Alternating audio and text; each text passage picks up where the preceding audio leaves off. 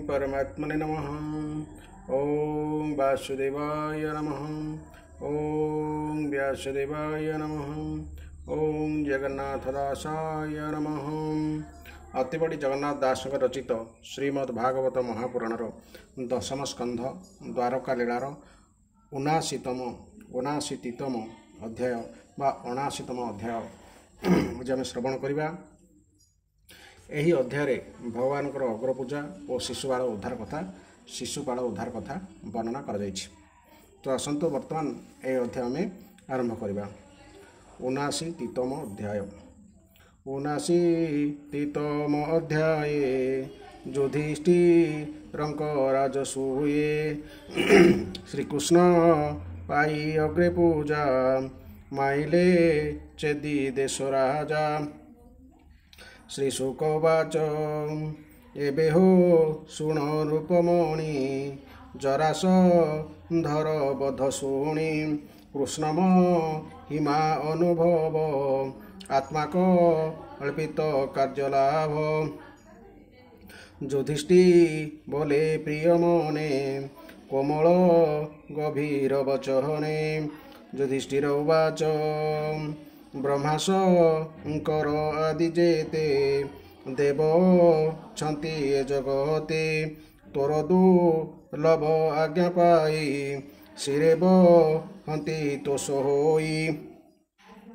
एमंत प्रभु महाबाहु तुझे मोहर आज्ञा बहु ए बड़ विडंबन कर्म तु आजी निरंजन धर्म।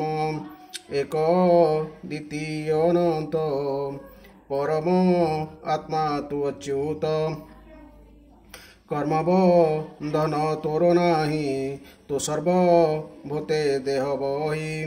प्रवेश हेउ सर्वजने आदित्य जेसने गगने गुणग्रहणे तु अजित जे प्राणी तोहर भकत ताहांक चित्ते नाही भ्रांति मोहिमो हर न बोलंती। मोहिमो हर ए शरीर एमंत पशुंक विचार ए तोर मायार विकार के जानी पारे दामोदर। बोलंती सुख महाज्योति शुण हो राजा कुरुपति धर्मनंदन यज्ञ काले कहि गोविंद पाद तले। संगते घेनी नरहरि ऋतिज चारि वेदु मोरी श्रीवेद व्यास भरद्वाज सुमंतु गौतम द्विज असित वशिष्ठ च्यवन कवश महातेज कण सुपुण्य मैत्रेय ऋषि ए आदि जेते भृगुवंशी जे विश्वामित्र वामदेव सुमति जैमिनी अथर्व क्रतुप इल पराशर गर्गग उत्तम कुमहर वैशंपायन मुनिवर कश्यप ब्रह्मांक कुमहर धौम्य भार्गव परशुराम आसुरी व्यतिहोत्र नाम। मधुछ दाजे वीरसेन अकृत व्रण मुनिजहन बैला धर्मरनंदन आबर पूजी भीष्मद्रोण कृपस हिते कुरुनाथ संगे घे नाई पुत्र सत। विदुर आदि बंधु जेते मिलिले आखंडल प्रस्ते। आखंडल प्रस्ते अर्थात इंद्रप्रस्थ। ब्राह्मण आदि चारि वर्ण यज्ञ छवे आगमन भूमि रे जेते नृपगण यज्ञमंडले निमंत्रण। प्रकृति संगते मिलिले धर्मनंदन यज्ञ काले। एटारे प्रकृतिर अर्थ मंत्री और कर्मचारी वृंद। उत्तम शुभ लग्न काले ब्राह्मणे सुवर्ण लंगले करती भूमि करसण शुभे मंगल उच्चारण ଯଥାଉ ଚିତ ବେଦ ମନ୍ତ୍ରେ ଦୀକ୍ଷିତ କଲେ ଧର୍ମସୂତେ ସଂଖ୍ୟେଉ ଦକ କୁଶକରେ ବିପ୍ରେବ ରେଲା ମନ୍ତ୍ର ସ୍ୱରେ ସର୍ବସୁ ବର୍ଣ୍ଣ ପରିଚ୍ଛଦ କେ କହୁ ଯଜ୍ଞର ସମ୍ପଦ ପୂର୍ବେବ ଋଣ ଯଜ୍ଞ ଜେନେ ଧରଣୀ ପୁରିଲା ସୁବନେ ବାସବ ଆଦି ଦିଗପାଳେ ଭାବ ବି ରଞ୍ଚି ସିଦ୍ଧ ମେହେଳେ ଗନ୍ଧର୍ବ ବିଦ୍ୟାଧର ନାଗ ଯକ୍ଷରା କ୍ଷସ ଜେଉରଗ ଖଗକି ନର ଯେ ଚାରଣ ପତ୍ନୀଶ ହିତେ ରାଜା ଗହଣ ଧର୍ମନ ଦନ ଯଜ୍ଞ ଆସି ସମ୍ପଦ ଦେଖି ପରଂଶସି କୃଷ୍ଣଭ କତ ଯେତେ ନର କିବାସ ସମ୍ପଦ ତାଙ୍କୁ ଦୋହୁର ନାନାସ ସମ୍ପଦ ସୁଖ ସୀମା ଏ ସର୍ବ କୃଷ୍ଣର ମହିମା ରାଜାର ପୁରୋହିତ ଯେତେ ସୁଧସ ରେ ବେଦମତେ ରାଜସ୍ୱୀ ଯଜ୍ଞ କର୍ମବିଧି କରାଇ ସକଳ ସମୃଦ୍ଧି ବରୁଣ ଯଜ୍ଞେ ଦେବଗଣେ ଯେମନ୍ତେ ଥିଲେ ନିମନ୍ତ୍ରଣେ ଯଜ୍ଞ ଆରମ୍ଭ ପୂର୍ବ ଦିନେ ଧର୍ମନ ଦନ ସୁଧମନେ ଯାଜ୍ଞିକ ସଭାସଦ ଆଦି ପାଦପୁ ଜନେ ଅର୍ଘ୍ୟ ବିଧି ଘେନିମି ଲୀଳା ସଭା ତଳେ ବନ୍ଧୁ ବାନ୍ଧବ ଭାତୃମେଳେ ରାଜୁଷୀ ଯଜ୍ଞେ ମହାସଭା ଅଛନ୍ତି ମୁନି ସର୍ବଦେବା ଧର୍ମନ ଦନ ସଭା ଚାହିଁ ସଂଶୟ ମନେ ବିଚାରଇ ଏ ଅର୍ଘ୍ୟ ଦେବୀ କାହା ପାଦେ ଭାଳଇ ସଂଶୟ ବିଷାଦେ ମୁହୂର୍ତ୍ତେ ରହି ଦୃଢ଼ ଭାବ ତା ଦେଖି ବୋଲେ ସହଦେବ କର ଜଳି ଶିରେ ଦେଇ ବୋଲଇ ରାଜା ମୁଖ ଚାହିଁ ଜାଣଇ କୃଷ୍ଣର ମହିମା ସର୍ବଜ୍ଞ ପଣେ ଏକ ସୀମା ଶୁଣରା ଜନ ଚୂଡ଼ାମଣି ମୋର ଉଚିତ ଧର୍ମବାଣୀ ଏ ମହାସଭା ମଧ୍ୟଗତ ଅର୍ଘ୍ୟକୁ ପାତ୍ର ଯେ ଅଚ୍ୟୁତ ଦେଖଇ କୃଷ୍ଣର ଚରଣ ଅନାଦି ପରମ କାରଣ ଏ ହରି ସର୍ବଦେବମୟେ ସର୍ବେ ଅଛନ୍ତି ଏହା ଦେହେ ଏ କୃଷ୍ଣ ଦେଶ କାଳ ପାତ୍ର ଧନ ଜୀବନ ବେଦ ମନ୍ତ୍ର ଯଜ୍ଞପୁରୁଷ ଏହୁ ହରି ଏହାର ଦେହେ ବିଶ୍ୱପୁରୀ ଯଜ୍ଞ ଆହୁତି ଭକ୍ତା ଏହୁ ଯଜ୍ଞର କର୍ତ୍ତା ମହାବାହୁ ଏଟିଓ ନଳ ଦେବଗଣ ଏ ବେଦ ମନ୍ତ୍ର ଉଚ୍ଚାରଣ ଏହାର ଦେହେ ସାଂଖ୍ୟ ଯୋଗ ଏଟି ଭୂ ଜୟୀ ହବିର୍ଭାଗ ନିତ୍ୟ ଏକ ନୋହେ ଦୁଇ ଏ ସର୍ବ ଜୀବ ଦେହେ ଥାଇ ଏ ମାୟା ସୃଷ୍ଟି ଆତ୍ମା ଏହି ମାୟା ପୁରୁଷ ଏ ବୋଲାଇ ଏହାର ମାୟା ତିନି ଗୁଣ ସ୍ଥିତି ପାଳନ ସଂହାରଣ କରଇ ଆତ୍ମଜଗ ବଳେ ଲୀଳା ବିହାର ମୋହିତଳେ ବିବିଧ କର୍ମଦାତା ଏହି ବିପାକ କର୍ମ ଏ ଦିଅଇ ଏହାର ଭ୍ରୁଭଙ୍ଗିମା ଭାବେ ଜଗତ ପ୍ରକାଶ ସ୍ୱଭାବେ ଧର୍ମାର୍ଥ କାମ ମୋକ୍ଷ ସଙ୍ଗେ ଥାନ୍ତି ହାର ପାଦ ଯୋଗେ ଏଣୁ ଏ ମହାବିଷ୍ଣୁ ପାଦେ ଏ ଅର୍ଘ୍ୟ ଦିଅ ତୁ ଆନନ୍ଦେ ସକଳ ଜୀବ ପିଣ୍ଡ ପ୍ରାଣ ଏଣେଟି ହୋଇବ ତର୍ପଣ ଯେଣୁ ଏ ସର୍ବଭୂତ ଦେହି ଭେଦ ଭେଦ ଭାବ ନାହିଁ ଏହାର ପାଦେ ମହା ଅର୍ଘ୍ୟ ଦେଇ ତୁ ଲଭ ଚୌବର୍ଗ କୃଷ୍ଣର ପାଦେ ଅର୍ଘ୍ୟ ଦେଲେ ବ୍ରହ୍ମାଣ୍ଡ ପୂଜିବୁ ତୁ ଭଲେ ସର୍ବଭୂତଙ୍କ ଆତ୍ମଭୂତ ପ୍ରଭୁ ଅନନ୍ତ ଦୈବତ କର୍ମର ଫଳ ଏହା ପାଦେ ଯେ ଜାଣି ସମର୍ପେ ଆନନ୍ଦେ ଏହାକୁ କର୍ମ ଫଳ ଦେଇ ଅନ୍ତେ ଅନନ୍ତ ଫଳ ପାଇ ଏମନ୍ତ କୃଷ୍ଣର ସ୍ୱଭାବ ଜାଣି କହିଲା ସହଦେବ। ଶୁଣି ସହଦେବ ବଚନ ସଭାର ମଧ୍ୟେ ଯେତେ ଜନ। ସର୍ବେ କହନ୍ତି ସାଧୁବାଣୀ ଧର୍ମନନ୍ଦନ ତାହା ଶୁଣି। ପ୍ରଣୟ ପ୍ରିୟ ଭାବେ ଭୋଳେ ଗୋବିନ୍ଦ ପାଦେ ଅର୍ଘ୍ୟ ଢାଳେ। ବେଦବଚନେ ଅର୍ଘ୍ୟ ଢାଳି ପାଦଉ ଦକ ଶିରେ ବୋଳି। ପତ୍ନୀ ସହିତେ ଭ୍ରାତାଗଣ ପୂଜିଲେ ଗୋବିନ୍ଦ ଚରଣ। ବନ୍ଧୁ କୁଟୁମ୍ବ ଆଦି ଯେତେ ନମିଲେ କୃଷ୍ଣ ପାଦଗତେ। ନାନା ଭୂଷଣ ଅଙ୍ଗେ ଘେନି ଉତ୍ତମ ପୀତ ବସ୍ତ୍ର ବେନି। ଆନନ୍ଦେ କୃଷ୍ଣ ପାଦେ ପୂଜି ଅଶ୍ରୁ ମୁଞ୍ଚିଲେ ଚକ୍ଷୁ ବୁଜି। ରୋମହ ରସ ସର୍ବଦେହି କୃଷ୍ଣକୁ ନ ପାରନ୍ତି ଚାହିଁ। ଏମନ୍ତେ ସଭା ଜନେ ଚାହିଁ କର ଅଞ୍ଜଳି ଶିରେ ଦେଇ। ଶୁଭିଲା ଜୟ ଜୟ ବାଣୀ ନମି ସମସ୍ତେ ତୁତି ଭଣୀ। ଦେବେ କରନ୍ତି ପୁଷ୍ପବୃଷ୍ଟି ତା ଦେଖି ଶିଶୁପାଳ ଉଠି। କୋପେୟ ଧର କାମୋଡ଼ୋଇ ଶୋଣିତ ଲୋଚନେ ଅନାଇ। ପ୍ରଚଣ୍ଡ ଦମ ଘୋଷ ବଳା କୃଷ୍ଣର ନିକଟେ ମିଳିଲା। କୃଷ୍ଣର ଗୁଣ କର୍ମ ତେଜ କହି ତୋଳିବେନି ଭୁଜ। ସଭାଜନଙ୍କୁ କୋପ ମନେ ବୋଲୋଇ ପୁରୁଷ ବଚନେ। ଈଶ୍ୱର ଚେଷ୍ଟା ଅନ୍ତରାଳ ଦେଖେ ଅତି ଦୁଷ୍ଟ କାଳ। ନିଶ୍ଚୟ ସତ୍ୟ ସ୍ତୁତି ବାଣୀ ଭବିଷ୍ୟ ଯାହା ପରିମାଣୀ। ବୃଦ୍ଧ ବଚନ ମୋହି ତଳେ ଭାଙ୍ଗିବ ବାଳକର ବୋଲେ।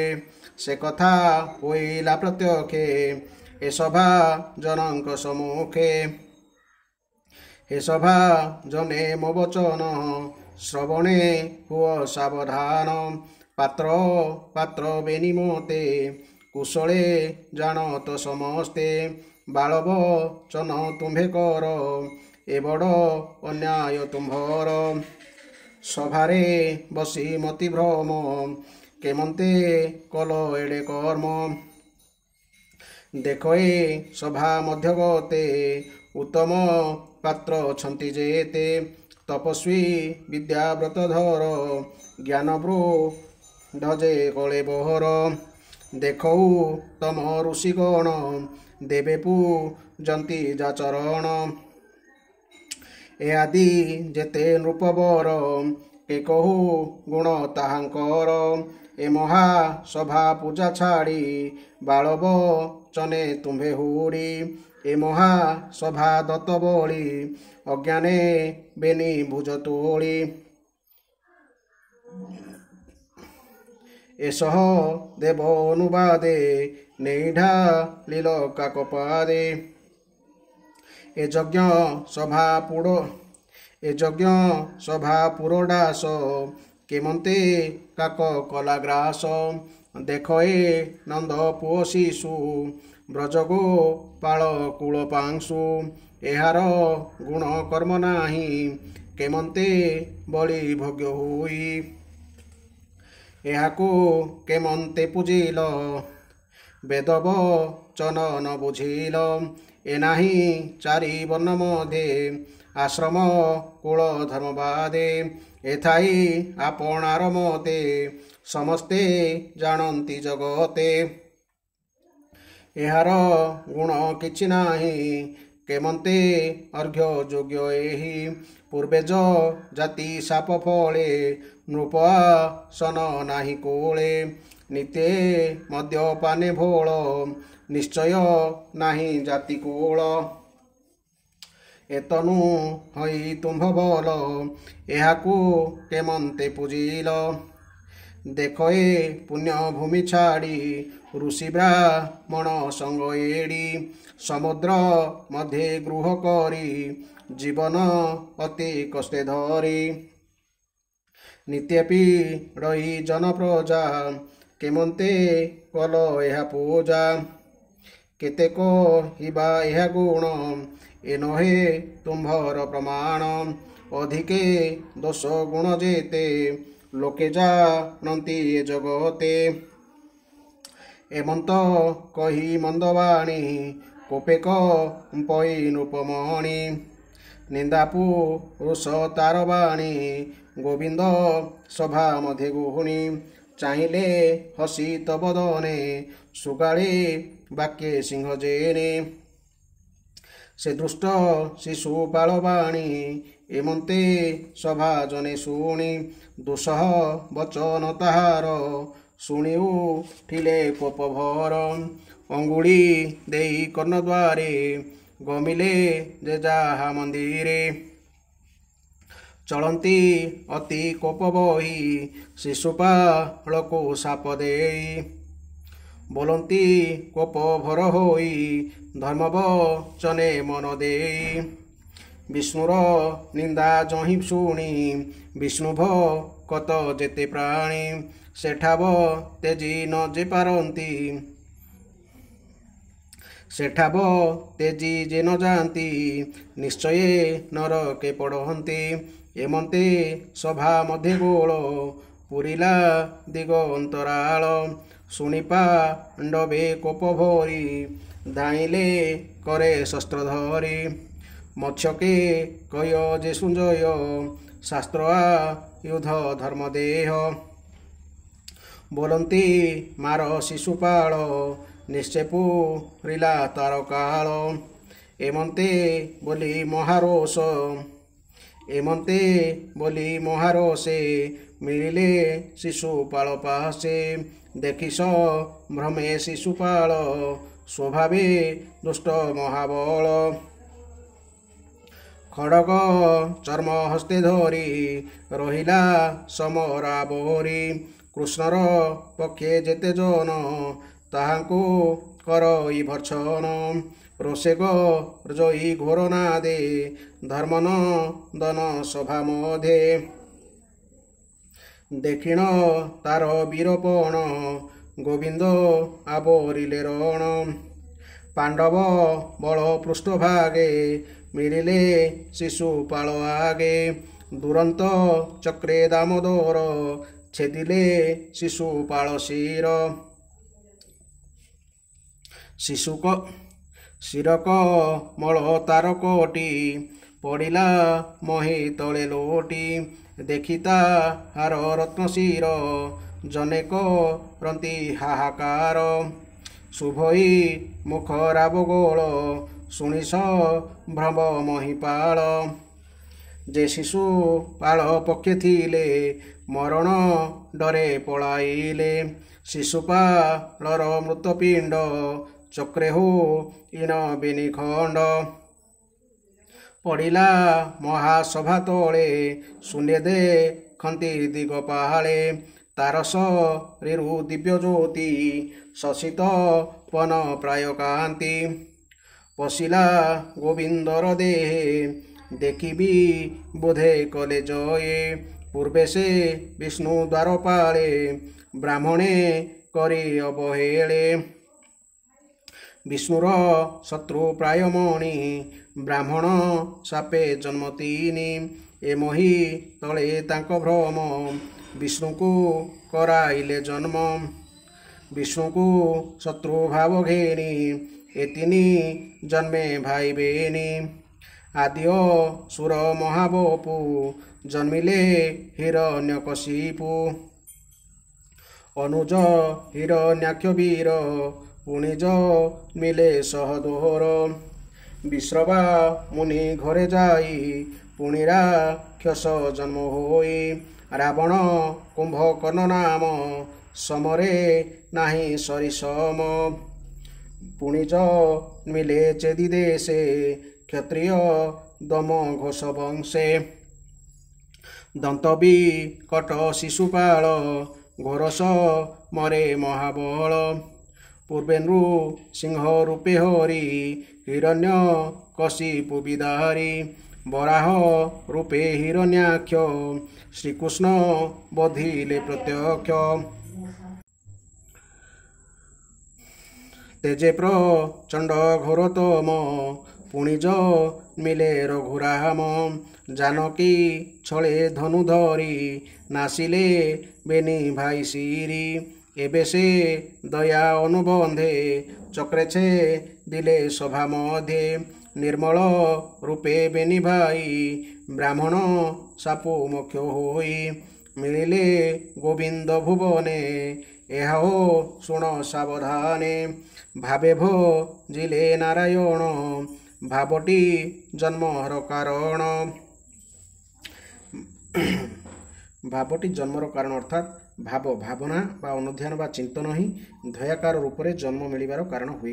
पेशस्कारी कीटर छिद्र मध्य अवरुद्ध अन्य कीटटी जेपरी पेशस्कारी को चिंतन करी करी निजे तत्स्वरूप हो जाए सेहीपरि शत्रु भाव हेले मध्य भगवान को चिंतन करी करी शिशुपाल आदि दुष्ट माने भगवत स्वरूप प्राप्त हेले अर्थात मुक्त हो गले। शिशुपालर प्राणनाश अवनी मंडल श्वास निर्मल दश दिश दिशे धर्मन दन कृष्ण पासे रतिज विप्रगण जेते थिले जे सभा अंतर्गते दक्षिणा देई धर्मसूत यज्ञर अंते अभभूत स्नान करिला नृपमेळे सानंदे भागीरथी जले एमंते युधिष्ठिर जोगे संपादी कृष्ण अनुरागे होइला राज्ये एक राजा राजाए कले पाद पूजा एमंते कृष्ण स्नेह भरे केतेक मास तान गहरे रही रंजिले तांक मन पुणद्वार कागमन निजकु टुंब संगे जूत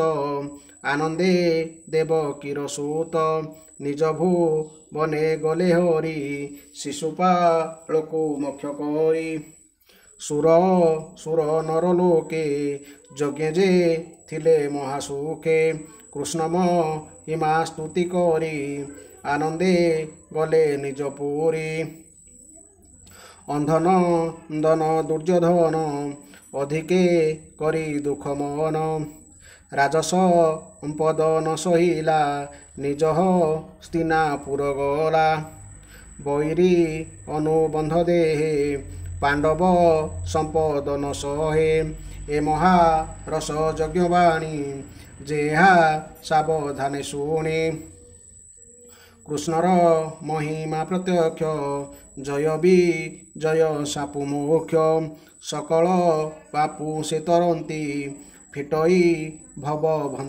बंध भ्रांति कृष्ण भी सय भागवत कहई दास जगन्नाथ इति श्रीमद्भागवते महापुराणे परमहंसा संहितायां दशम स्कंधे शिशुपाल मोक्षण नाम 59तम अध्याय।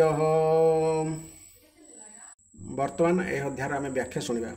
श्री शुकदेव कही चले, हे परीक्षित, जरासंध बधर वर्णना और सर्वशक्तिमान भगवान को अद्भुत महिमा शुणी धर्मराज युधिष्ठिर विशेष प्रसन्न हेले एवं भगवान को कहले, हे सच्चिदानंद स्वरूप श्रीकृष्ण, त्रिलोकर स्वामी ब्रह्मा शिव और इंद्रादि लोकपाल माने समस्ते आपण को आज्ञा पाइबा निमंते चाहि होइथांती एवं जदि ताहा मिल जाए तेबे अत्यंत श्रद्धार सहित ताहा पालन करती। हे अनंत, आमे अत्यंत दिनहीन होई मध्य निजको भूपति और नरपति बोली भावुछु। एपरि स्थिति रे आमे सतरे दंडर पात्र, किंतु आश्चर्यर कथा जे आपण आमर आज्ञा स्वीकार करी ताहा पालन करुछंती। सर्वशक्तिमान कमल नयन भगवान को निमंते यह हेउछि मानवीय लीलार अभिनय मात्र। सूर्य उदय और अस्त होउथिले मध्य तांकर तेज जेपरि कम बेसी हुए नाही, नाना प्रकार कर्म करी मध्य आपण सेहीपरि उल्लसित हुअंती नाही कि विषण्ण हुअंती नाही, कारण आपण हेउछंती अद्वितीय परम ब्रह्म परमात्मा। हे अजय माधव, जेउ मानकर मु एवं मोर, तू एवं तोर एहीपरि विकारयुक्त भेदबुद्धि रही थाए सेमाने हेउछंती पशु। जो माने आपणकर अनन्य भक्त सेमानक चित्तरे एवं पागलामी एहीपरि विभ्रांत विचार केबे भी जाग्रत हुए नाही। तेणु आपणकर बा एपरि विचार जात हेबो किपरि? तेणु आपण जहा किछि करंती ताहा लीला भिन्न अन्य किछि नहे।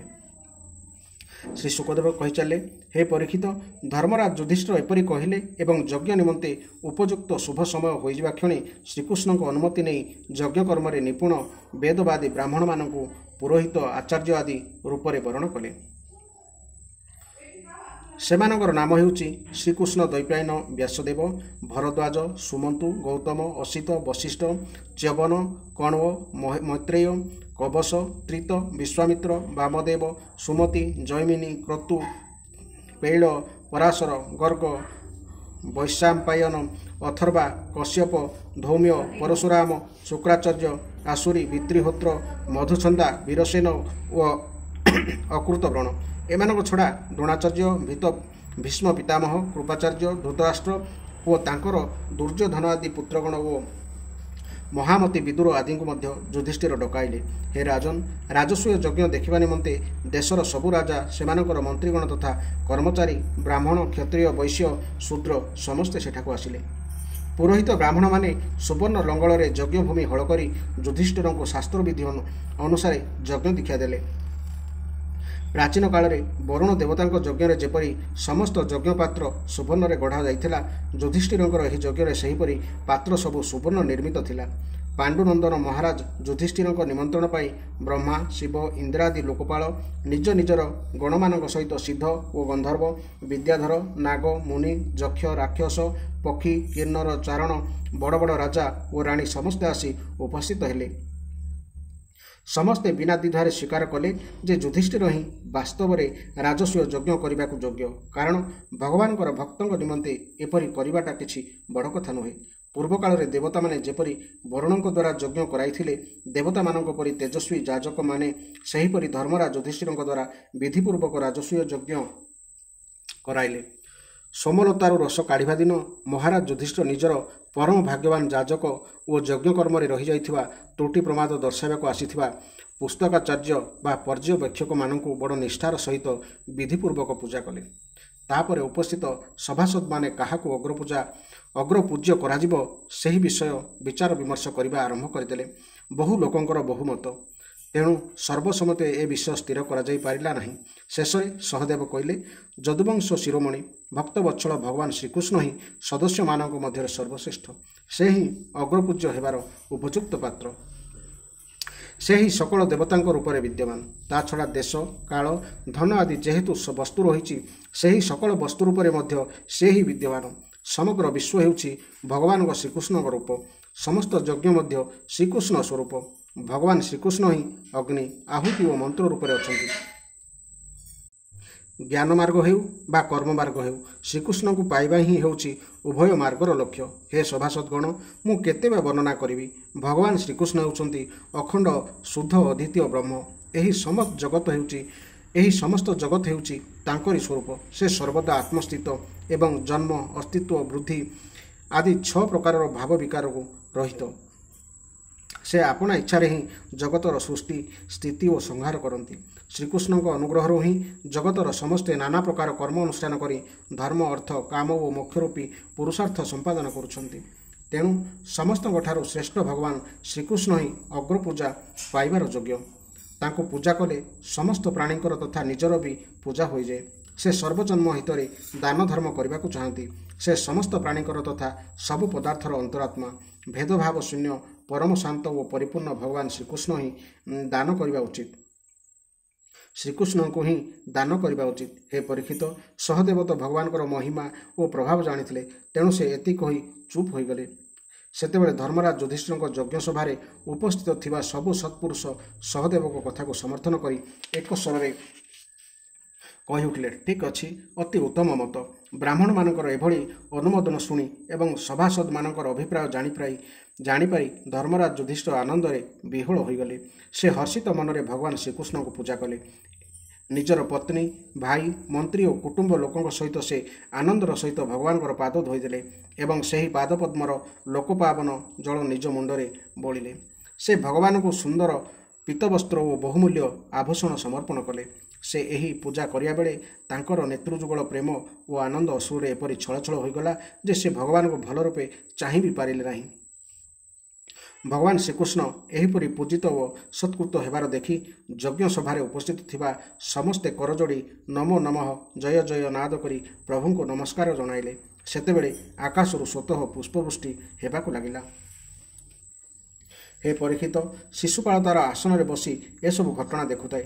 ଭଗବାନ ଶ୍ରୀକୃଷ୍ଣଙ୍କର ଯଶଗାନ ଶୁଣି ସେ ଖୁବ୍ ରାଗିଗଲା। ସେ ଉଠି ଠିଆ ହୋଇ ପଡ଼ିଲା ଏବଂ ବଡ଼ ଅସହିଷ୍ଣୁ ହୋଇ ନିର୍ଭୀକ ଭାବରେ ହାତ ଉଠାଇ ଭଗବାନ ଶୁଣିପାରିଲା ଭଳି କଠୋର ଶବ୍ଦରେ କହିଲା, ହେ ସଭାସଦଗଣ, ବେଦଗଣ କାଳ ହିଁ ଈଶ୍ୱର ବୋଲି ଯାହା କହିଛନ୍ତି ତାହା ସମ୍ପୂର୍ଣ୍ଣ ସତ୍ୟ। ଲକ୍ଷେ ଚେଷ୍ଟା କଲେ ମଧ୍ୟ କାଳକୁ କେହି ଅଟକାଇ ରଖିପାରେ ନା, ସେ ତା'ର କାମ କରିଚାଲେ। ଏକଥା ପ୍ରତ୍ୟକ୍ଷ ପ୍ରମାଣ ଏଠାରେ ମିଳିଗଲା। ଏଠାରେ ପିଲାଙ୍କ କଥାରେ ପଡ଼ି ବଡ଼ ବଡ଼ ବୟୋବୃଦ୍ଧ ଓ ଜ୍ଞାନବୃଦ୍ଧମାନଙ୍କର ମଧ୍ୟ ବୁଦ୍ଧି ଭ୍ରମିତ ହୋଇଗଲା। କିନ୍ତୁ ମୋର ମତ ଯେ ଅଗ୍ରପୂଜାର ଯୋଗ୍ୟ ପାତ୍ର ବାଛିବାକୁ ଆପଣମାନେ ହିଁ ସର୍ବଥା ସମର୍ଥ। ତେଣୁ ହେ ସଭାର ତତ୍ତ୍ୱାବଧାରକଗଣ, କୃଷ୍ଣ ହିଁ ଅଗ୍ରପୂଜାର ଯୋଗ୍ୟ ବୋଲି ସହଦେବ ଯାହା କହିଲେ ଆପଣମାନେ ତାହା ଗ୍ରହଣ କରନ୍ତୁ ନାହିଁ। ଏଠାରେ ବଡ଼ ବଡ଼ ତପସ୍ୱୀ, ବିଦ୍ୱାନ, ବ୍ରତଧାରୀ, ଜ୍ଞାନ ଦ୍ୱାରା ନିଜର ସମସ୍ତ ପାପ ତାପ ନାଶ କରିଥିବା ବ୍ୟକ୍ତି, ପରମଜ୍ଞାନୀ ପରମର୍ଷି, ବ୍ରହ୍ମନିଷ୍ଠ ପୁରୁଷ ଆଦି ଉପସ୍ଥିତ ଅଛନ୍ତି, ଯେଉଁମାନଙ୍କୁ ବଡ଼ ବଡ଼ ଲୋକପାଳମାନେ ବି ପୂଜା କରନ୍ତି। ଯଜ୍ଞର ଦୋଷ ତ୍ରୁଟି ଦର୍ଶାଇବା ନିମନ୍ତେ ଆସିଥିବା ସେହି ସବୁ ତତ୍ତ୍ୱାବଧାରମାନଙ୍କୁ ହେୟ ଜ୍ଞାନ କରି ଏହି କୂଳକଳଙ୍କ ଗୌଡ଼ଟା ଭଲା କିପରି ଅଗ୍ରପୂଜ୍ୟ ହୋଇପାରିବ? କ'ଣ କୁଆ କେବେ ଯଜ୍ଞର ପୁରଡ଼ାସର ଅଧିକାରୀ ହୋଇପାରେ? ଏ ଲୋକଟାର ନା ଅଛି ଜାତି ନା ଆଶ୍ରମ, ଇଏ ଉଚ୍ଚ କୂଳରେ ମଧ୍ୟ ଜନ୍ମ ହୋଇନାହିଁ, ଇଏ ସକଳ ଧର୍ମରୁ ବାହାର। ଏ ଲୋକଟା ବେଦ ଓ ଲୋକମର୍ଯ୍ୟାଦା ଉଲ୍ଲଙ୍ଘନ କରି ମନ ଇଚ୍ଛା ଆଚରଣ କରେ। ଏହାଠାରେ ଗୁଣ ବୋଲି କିଛି ନାହିଁ। ଏପରି ସ୍ଥିତିରେ ଏ ଲୋକ କିପରି ଅଗ୍ରପୂଜାର ଯୋଗ୍ୟ ହେବ କୁହନ୍ତୁ ତ? ଆପଣମାନେ ଜାଣନ୍ତି ଯେ ରାଜା ଯଯାତି ଏହାର ବଂଶକୁ ଅଭିଶାପ ଦେଇଛନ୍ତି, ତେଣୁ ସଜ୍ଜନମାନେ ଏହାର ବଂଶକୁ ବର୍ଜନ କରିଦେଇଛନ୍ତି। ପୁଣି ଏମାନେ ସମସ୍ତେ ଅଯଥା ମଦ୍ୟପାନରେ ଆସକ୍ତ। ଏପରି ଅବସ୍ଥାରେ ଏ କିପରି ଅଗ୍ରପୂଜ୍ୟ ହୋଇପାରିବ? ଏମାନେ ସମସ୍ତେ ବ୍ରହ୍ମର୍ଷିମାନେ ନିବାସ କରୁଥିବା ମଥୁରା ଆଦି ଦେଶ ପରିତ୍ୟାଗ କରି ସମୁଦ୍ର ମଝିରେ ବେଦ ଚର୍ଚ୍ଚା ଶୂନ୍ୟ ସ୍ଥାନରେ ଗୋଟିଏ କିଲା ଗଢ଼ି ସେଠାରେ ରହୁଛନ୍ତି। ଏମାନେ ଯେତେବେଳେ ସେଠାରୁ ବାହାରନ୍ତି ସେତେବେଳେ ଏମାନେ ପ୍ରଜାମାନଙ୍କୁ ଡକାୟତଙ୍କ ପରି ଦୁଃଖ କଷ୍ଟ ଦିଅନ୍ତି। ହେ ପରୀକ୍ଷିତ, ସତ କହିବାକୁ ଗଲେ ଶିଶୁପାଳର ସକଳ ଶୁଭ ନଷ୍ଟ ହୋଇସାରିଥିଲା। ତେଣୁ ସେ ଭଗବାନ ଶ୍ରୀକୃଷ୍ଣଙ୍କୁ ଶୁଣାଇଲା ପରି ଆହୁରି ଅନେକ କଡ଼ା କଡ଼ା କଥା କହିଗଲା। କିନ୍ତୁ ସିଂହ ଯେପରି ବିଲୁଆର ହୁକେ ହୋ ଶବ୍ଦ ପ୍ରତି କାନ ଦିଏ ନାହିଁ, ଭଗବାନ ଶ୍ରୀକୃଷ୍ଣ ସେହିପରି ଏତେ କଥା ଶୁଣି ମଧ୍ୟ କୌଣସି ଉତ୍ତର ନ ଦେଇ ଚୁପ୍ ରହିଗଲେ। କିନ୍ତୁ ସଭାସଦମାନଙ୍କ ପକ୍ଷରେ ଶ୍ରୀକୃଷ୍ଣଙ୍କର ନିନ୍ଦା ଶୁଣିବା ଅସହ୍ୟ ହୋଇଗଲା। ସେମାନଙ୍କ ମଧ୍ୟରୁ କେତେଜଣ ନିଜର କାନ ବନ୍ଦ କରିଦେଲେ ଓ ତାଙ୍କୁ ଗାଳି ଦେଇ ସେଠାରୁ ଉଠି ବାହାରକୁ ଚାଲିଗଲେ। ହେ ପରୀକ୍ଷିତ, ଯେଉଁ ଲୋକ ଭଗବାନଙ୍କର କିମ୍ବା ଭଗବତ ଭକ୍ତଙ୍କର ନିନ୍ଦା ଶୁଣି ସେଠାରୁ ଚାଲି ନ ଯାଆନ୍ତି ସେମାନଙ୍କର ଶୁଭକର୍ମ ନଷ୍ଟ ହୋଇଯାଏ ଏବଂ ସେମାନଙ୍କର ଅଧୋଗତି ହୁଏ। ହେ ପରୀକ୍ଷିତ, ଶିଶୁପାଳକୁ ମାରିଦେବା ନିମନ୍ତେ ପାଣ୍ଡବ, ମତ୍ସ୍ୟ, କେକେୟ, ସୃଞ୍ଜୟ ବଂଶୀ ରାଜାମାନେ କ୍ରୋଧ ପ୍ରକାଶ କରି ତରବାରୀ ଧରି ଠିଆ ହୋଇଗଲେ। କିନ୍ତୁ ତାହା ଦେଖି ଶିଶୁପାଳ ଆଦୌ ଭୟ କଲା ନାହିଁ।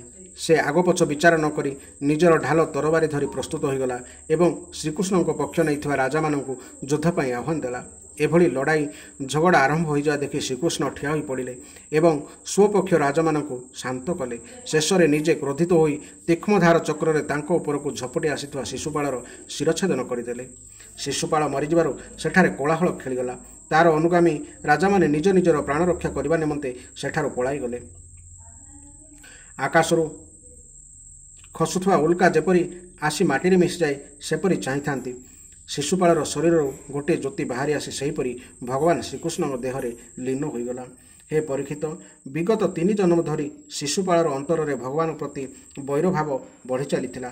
ତେଣୁ ସେହି ବୈରଭାବରେ ଧ୍ୟାନ କରି କରି ସେ ଭଗବାନଙ୍କ ସଙ୍ଗେ ତନ୍ମୟ ହୋଇଗଲା ଏବଂ ଭଗବାନଙ୍କର ପାର୍ଷଦ ହୋଇଗଲା। ସତରେ ଜୀବକୁ ମୃତ୍ୟୁ ପରବର୍ତ୍ତୀ ଗତି ମିଳିବାର ତାର ଭାବ ହିଁ କାରଣ ହୋଇଥାଏ। ଶିଶୁପାଳର ସଦ୍ଗତି ହୋଇଯିବା ପରେ ଚକ୍ରବର୍ତ୍ତୀ ଧର୍ମରାଜ ଯୁଧିଷ୍ଠିର ଯଜ୍ଞର ଆଚାର୍ଯ୍ୟ ଓ ଋତୁଜମାନଙ୍କୁ ପ୍ରଚୁର ଦକ୍ଷିଣା ଦେଲେ ଏବଂ ସମସ୍ତଙ୍କୁ ସତ୍କାର କରି ନିଜେ ବିଧିପୂର୍ବକ ଯଜ୍ଞାନ୍ତ ସ୍ନାନ କଲେ। ହେ ପରୀକ୍ଷିତ, ଏପରି ଭାବରେ ଯୋଗେଶ୍ୱରେଶ୍ୱର ଭଗବାନ ଶ୍ରୀକୃଷ୍ଣ ଧର୍ମରାଜ ଯୁଧିଷ୍ଠିରଙ୍କର ରାଜସ୍ୱ ଯଜ୍ଞ ପୂର୍ଣ୍ଣ କରାଇଲେ ଏବଂ ନିଜର ବନ୍ଧୁବାନ୍ଧବ ଓ ସୁହୃଦମାନଙ୍କର ଅନୁରୋଧ ରକ୍ଷା କରି ସେଠାରୁ କିଛି ମାସ ରହିଗଲେ। ତାପରେ ରାଜା ଯୁଧିଷ୍ଠିରଙ୍କର ଇଚ୍ଛା ନଥିଲେ ମଧ୍ୟ ସର୍ବଶକ୍ତିମାନ ଭଗବାନ ଶ୍ରୀକୃଷ୍ଣ ତାଙ୍କର ଅନୁମତି ନେଇ ନିଜର ରାଣୀ ଓ ମନ୍ତ୍ରୀମାନଙ୍କୁ ଧରି ଇନ୍ଦ୍ରପ୍ରସ୍ଥରୁ ଦ୍ୱାରକା ଯାତ୍ରା କଲେ। ହେ ପରୀକ୍ଷିତ, ମୁଁ ତୁମକୁ ଏହି ଶିଶୁପାଳର ପୂର୍ବଜନ୍ମ ସମ୍ବନ୍ଧୀୟ ଉପାଖ୍ୟାନ ବିସ୍ତୃତ ଭାବରେ କହିସାରିଛି। ତୁମେ ସପ୍ତମ ସ୍କନ୍ଧରେ ଶୁଣିସାରିଛ ଯେ ସନକାଦି ଋଷିମାନଙ୍କର ଅଭିଶାପରୁ ବୈକୁଣ୍ଠବାସୀ ଜୟ ଓ ବିଜୟକୁ ବାରମ୍ବାର ଜନ୍ମ ନେବାକୁ ପଡ଼ିଥିଲା। ମହାରାଜ ଯୁଧିଷ୍ଠିର ରାଜସ୍ୱ ଯଜ୍ଞ ପରେ ଯଜ୍ଞାନ୍ତ ସ୍ନାନ କରି ବ୍ରାହ୍ମଣ ଓ କ୍ଷତ୍ରିୟମାନଙ୍କର ସଭାରେ ଦେବରାଜ ଇନ୍ଦ୍ରଙ୍କ ପରି ଶୋଭାୟମାନ ଦେଲେ। ରାଜା ଯୁଧିଷ୍ଠିର ଦେବତା ମନୁଷ୍ୟ ଆକାଶଚାରୀମାନଙ୍କୁ ଯଥାଯୋଗ୍ୟ ସତ୍କାର କଲେ। ସେମାନେ ଭଗବାନ ଶ୍ରୀକୃଷ୍ଣଙ୍କର ଏବଂ ରାଜସ୍ୱ ଯଜ୍ଞର ପ୍ରଶଂସା କରି କରି ନିଜ ନିଜ ଲୋକକୁ ଆନନ୍ଦରେ ଫେରିଗଲେ। ହେ ପରୀକ୍ଷିତ, ସମସ୍ତେ ସୁଖୀ ହେଲେ, କିନ୍ତୁ ପାଣ୍ଡବମାନଙ୍କର ଏହି ଉଜ୍ଜ୍ୱଳ ରାଜଲକ୍ଷ୍ମୀର ଉତ୍କର୍ଷ ଦେଖି ଦୁର୍ଯ୍ୟୋଧନ ସହିପାରିଲେ ନାହିଁ। ସେ ଥିଲେ ସ୍ୱଭାବତଃ ପାପୀ, କଳହପ୍ରିୟ ଓ କୁରୁକୁଳର ବିନାଶକାରୀ ବିରାଟ ବ୍ୟାଧି। ହେ ପରୀକ୍ଷିତ, ଯେଉଁ ମନୁଷ୍ୟ ଭଗବାନ ଶ୍ରୀକୃଷ୍ଣଙ୍କର ଏହି ଲୀଳା ଅର୍ଥାତ୍ ଜରାସନ୍ଧ ବଧ, ବନ୍ଦୀ ରାଜାମାନଙ୍କର ମୁକ୍ତି, ଶିଶୁପାଳ ବଧ ତଥା ଯଜ୍ଞାନୁଷ୍ଠାନ ଲୀଳା କୀର୍ତ୍ତନ କରନ୍ତି, ସେ ସମସ୍ତ ପାପରୁ ମୁକ୍ତ ହୋଇଯାଆନ୍ତି। ଏହି ଥିଲା ଏହି ଅଧ୍ୟାୟର ବ୍ୟାଖ୍ୟା।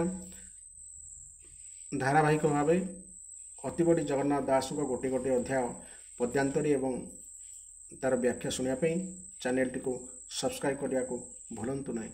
ଜୟ ଜଗନ୍ନାଥ, ଜୟ ଜଗନ୍ନାଥ, ଜୟ ଜଗନ୍ନାଥ।